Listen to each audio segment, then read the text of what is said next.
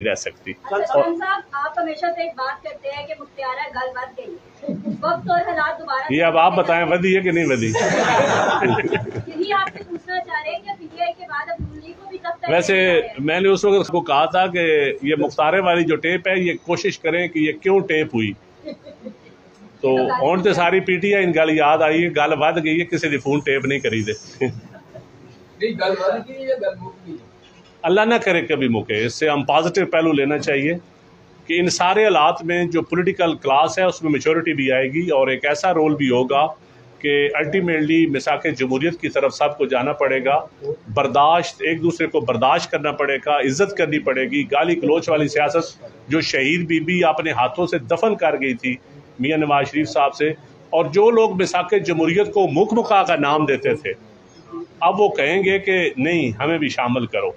बिस्मिल्लाहिर्रहमानिर्रहीम। देखें जी, आप माजरत में लेट हो गया।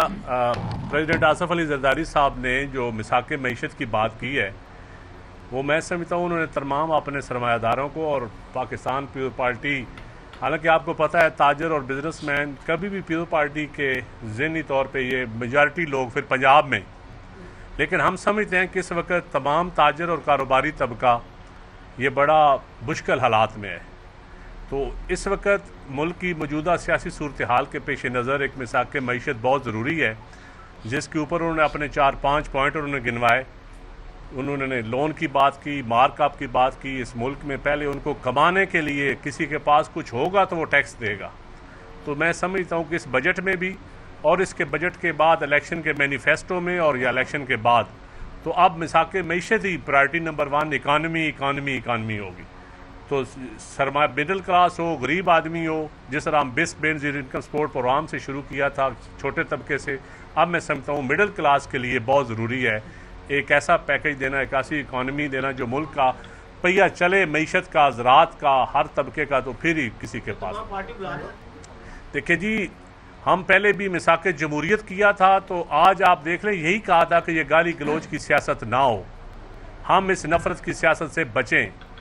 लेकिन जिन्होंने बाजू मरोड़े एक दूसरे के, उसका नतीजा भी आप देख रहे हैं। तो पीपल्स पार्टी तो अब भी चाहती है कि तमाम जमातें मिसाक जमहूरियत का भी हिस्सा बने और मिसाक मईशत का भी हिस्सा बने, और पीपल्स पार्टी अपना रोल उसमें अदा ज़रूर करेगी। इंशाअल्लाह ताला फैसिलिटेट करेगी तमाम पार्टियों को कि सारी पार्टियाँ उसमें आएँ।